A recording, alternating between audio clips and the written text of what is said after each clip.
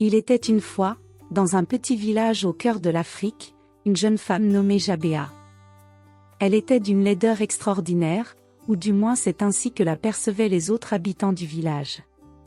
Son visage était marqué par des traits asymétriques, ses yeux étaient trop grands et trop écartés, sa bouche trop large, son nez trop épaté.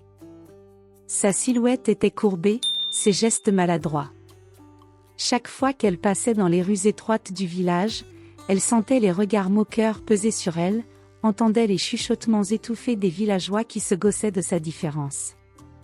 Les jeunes hommes évitaient son regard, détournant leur chemin dès qu'elle s'approchait, comme si sa laideur était contagieuse. Jabéa se sentait comme une étrangère dans sa propre communauté, une paria rejetée par ceux-là même qui devraient être ses semblables. Elle se réfugiait souvent dans les collines environnantes, cherchant un réconfort dans la solitude de la nature. Là-bas, elle pouvait être libre de ses pensées, libérée du jugement implacable des autres. Pourtant, malgré la cruauté des regards et des paroles, Jabéa gardait un cœur empli de douceur et de compassion. Elle ne nourrissait aucune animosité envers ceux qui la méprisaient, comprenant que leur ignorance les empêchait de voir au-delà de son apparence. Mais au fond de son cœur, une douleur sourde persistait, un désir inassouvi d'être acceptée et aimée pour ce qu'elle était vraiment, au-delà de son enveloppe extérieure. Et dans l'obscurité de la nuit, lorsque le village était plongé dans le silence, Jabéa priait pour un miracle qui pourrait changer son destin. Jabéa était profondément amoureuse d'un jeune homme du village, Toundé. Malheureusement, Toundé ne partageait pas les sentiments de Jabéa et la rejetait à chaque fois qu'elle lui déclarait sa flamme. La douleur d'être rejetée par Toundé était comme un poignard enfoncé dans le cœur de Jabéa. Malgré tous ses efforts pour lui montrer son amour, il la repoussait à chaque fois, lui rappelant cruellement sa laideur et son indésirabilité. À chaque rejet, un morceau de son cœur se brisait un peu plus, jusqu'à ce qu'elle ne puisse plus supporter la douleur. Dans un mélange de désespoir et de colère, Jabéa se tourna vers des moyens désespérés pour obtenir l'amour de Toundé. Elle se rendit chez le féticheur du village, un homme mystérieux connu pour ses pouvoirs surnaturels et sa connaissance des forces occultes. Le féticheur écouta attentivement le récit de Jabéa, son cœur brisé et sa volonté de faire changer le cœur de Toundé. Il lui promit qu'il avait un sortilège puissant qui pourrait transformer les sentiments de Toundé, le forçant à l'aimer passionnément, peu importe son apparence. Jabéa accepta sans hésitation, prête à tout pour obtenir ne serait-ce qu'un fragment d'amour de la part de Toundé. Elle se soumit au rituel mystérieux du féticheur, offrant des sacrifices et récitant des incantations dans l'obscurité de la nuit. Le féticheur lui remit alors un étrange breuvage, un liquide sombre et épais qu'elle devait faire boire à Toundé sans qu'il s'en rende compte. Jabéa ressentait un mélange de crainte et d'espoir alors qu'elle tenait entre ses mains le remède qui pourrait changer sa vie à jamais. Avec un cœur battant de nervosité, elle attendit le moment propice pour mettre son plan à exécution. Et lorsqu'elle trouva enfin l'occasion, elle versa le breuvage dans la coupe de Toundé, priant silencieusement pour que le sortilège fonctionne et que son amour soit enfin réciproque. Mais même alors qu'elle observait avec impatience les effets du breuvage sur Toundé, une voix dans son esprit lui murmurait que l'amour forcé n'était pas un vrai amour, que le chemin vers le cœur de quelqu'un ne devrait pas être pavé de magie noire et de manipulation. Pourtant, la tentation de l'amour était trop forte pour résister, et Jabéa attendit avec impatience le moment où Toundé succomberait à ses nouveaux sentiments. Et puis vint le moment tant redouté où Toundé commença à agir étrangement. Ses salutations étaient chargées d'une intensité nouvelle, son attitude empreinte d'une passion que Jabéa n'avait jamais vue auparavant. Il la suivait partout où elle allait, injectait son amour avec une ferveur qui la rendait heureuse. À chaque mot doux prononcé par Toundé, le cœur de Jabéa bondissait de joie. Elle avait réussi, elle avait enfin obtenu ce qu'elle désirait tant. Mais sous la surface de son bonheur, une ombre de doute persistait. Était-ce vraiment de l'amour, ou simplement les effets d'un sortilège? Pourtant, la tentation de croire que Toundé l'aimait réellement était trop forte pour être ignorée. Elle se laissa emporter par la vague de bonheur, décidant de savourer chaque instant de ce qui semblait être enfin un amour partagé. Mais même au milieu de son bonheur, une voix faible dans son esprit lui murmurait que la magie avait un prix, que manipuler les sentiments des autres ne pouvait conduire qu'à la souffrance. Pourtant, dans l'éclat de l'instant présent, Jabéa a choisi de fermer les yeux sur ces avertis. Jabéa vivait son amour tellement voulu, mais ils étaient pauvres tous les deux et elle en voulait encore plus, elle voulait tant que ceux qui se sont moqués d'elle commencent à l'envier. Un jour, un homme riche et puissant du village, nommé Suleiman, arriva au village. Consumé par son désir d'ascension sociale et de revanche sur ceux qui l'avaient autrefois moqué, Jabéa décida de franchir une nouvelle étape dans sa quête de pouvoir. L'arrivée de Suleiman, l'homme riche et puissant, semblait être une opportunité divine pour réaliser ses rêves les plus fous. Sans hésitation, elle retourna chez le féticheur, déterminée à user une fois de plus de la magie pour atteindre ses objectifs. Elle lui expliqua son plan, convaincue que cette fois-ci, elle obtiendrait tout ce qu'elle désirait. Le féticheur, impressionné par la détermination de Jabéa, accepta de l'aider une nouvelle fois. Il concocta un sortilège encore plus puissant, capable d'influencer l'esprit de Suleiman et de le pousser à satisfaire tous les désirs de Jabéa. Ainsi, lorsque Suleiman croisa le regard envoûtant de Jabéa, il fut immédiatement ensorcelé. Il se mit à lui offrir des cadeaux somptueux, à lui promettre monts et merveilles, à lui ouvrir les portes d'un monde de luxe et de pouvoir auquel elle n'avait jamais osé rêver. Jabéa se laissa emporter par le tourbillon de richesse et de succès, oubliant peu à peu les limites morales de ses actions. Elle savourait chaque instant de son nouveau statut, se pavanant devant ceux qui l'avaient autrefois méprisée, savourant leur jalousie naissante. Et tandis que Suleiman comblait Jabéa de cadeaux et d'attentions, Toundé restait silencieux, sous l'emprise du sortilège qui l'empêchait de s'opposer à cette relation toxique. La voix de sa conscience s'éteignait peu à peu, étouffée par les sombres machinations de la magie noire. Mais même au sommet de sa gloire illusoire, une part de Jabéa restait consciente de la vérité cachée derrière ce voile de mensonges et de tromperies. Une part d'elle se demandait si le prix de son ambition n'était pas trop élevé, si la magie qu'elle avait invoquée ne la condamnait pas à une vie de servitude et de malheur. Pourtant, l'ivresse du pouvoir et de la richesse était trop forte pour être ignorée. Jabéa ferma les yeux sur ses doutes, choisissant de se laisser porter par le flot irrésistible de ses désirs les plus sombres, même si cela signifiait sacrifier son âme.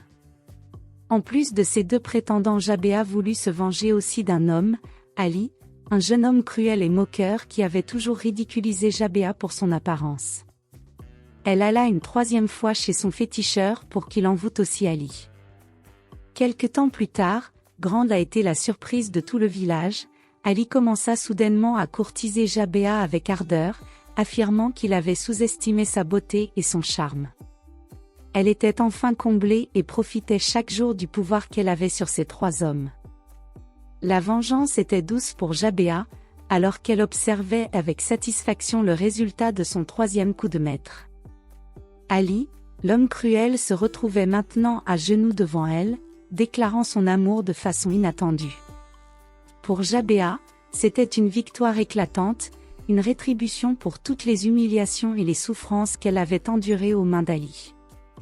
Elle se délectait de chaque regard empreint de désir, de chaque mot doux murmuré à son oreille, savourant sa revanche avec une délectation malsaine. Et tandis qu'Ali la courtisait avec une ferveur nouvelle, Toundé et Suleiman restaient à ses côtés, sous l'emprise de ses charmes ensorcelants. Avec trois hommes à ses pieds, Jabéa se sentait invincible, dominatrice de son propre destin, capable de plier le monde à sa volonté. Elle profitait de chaque instant de son pouvoir nouvellement acquis, se délectant du contrôle qu'elle exerçait sur ces hommes qui avaient autrefois ignoré ou ridiculisé son existence. Chaque jour était une nouvelle démonstration de sa force et de sa détermination, mais même au milieu de sa gloire retrouvée, une voix faible dans le fond de son esprit lui murmurait que la vengeance n'était pas la clé du bonheur, que la manipulation des autres ne pouvait apporter que de la douleur et de la destruction.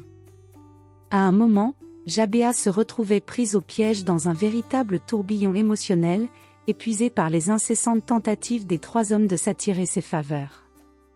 Où qu'elle aille, ils la suivaient, leurs yeux la dévorant, leur voix la suppliant de choisir l'un d'entre eux. Tunde, avec son amour sincère mais non partagé, Suleiman, avec sa richesse éblouissante, et Ali, avec ses compliments flatteurs, semblaient tous avoir un contrôle sur elle, chacun représentant une facette différente de ses désirs les plus profonds. Jabéa se sentait déchirée entre ces 3 hommes, débordée par les émotions contradictoires qui l'assaillaient.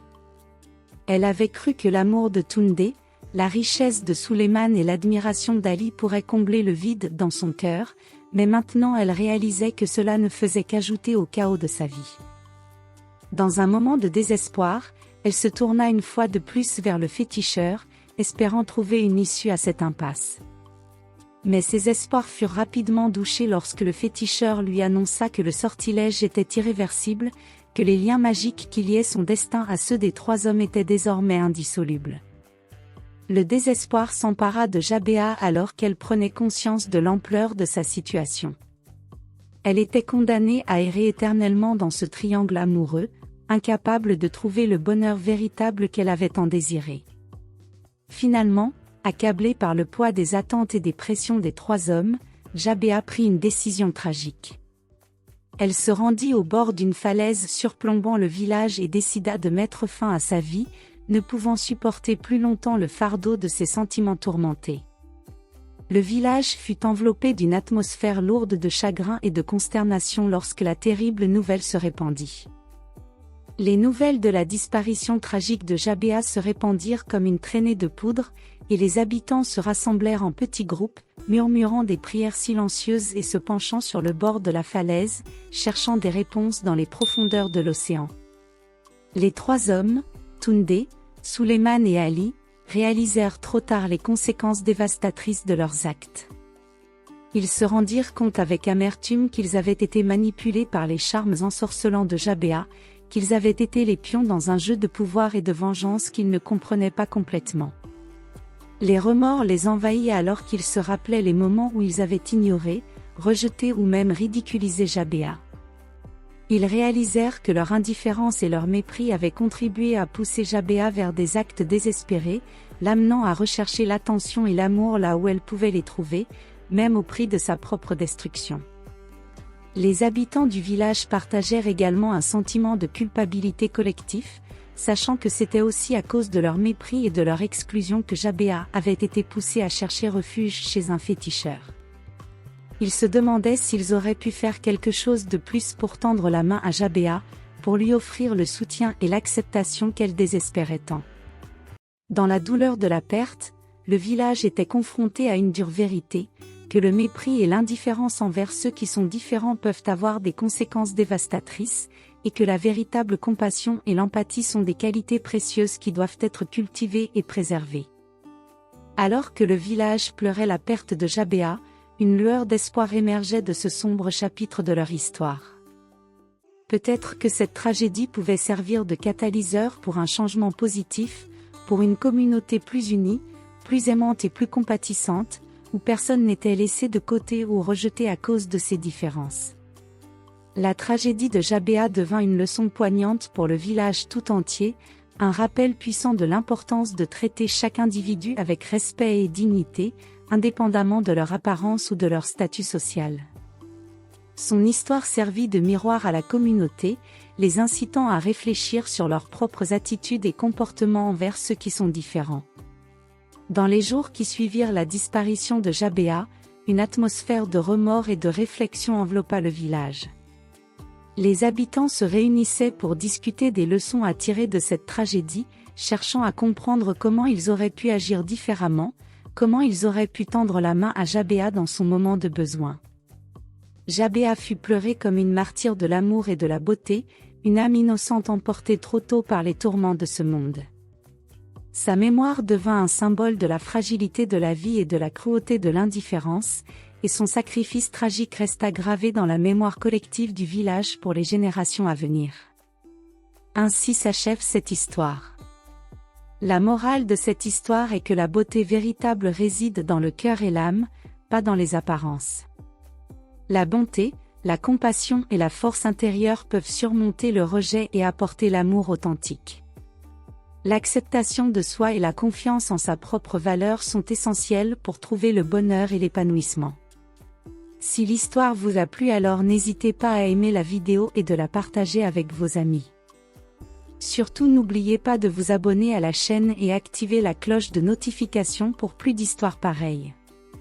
Merci d'avoir regardé jusqu'à la fin.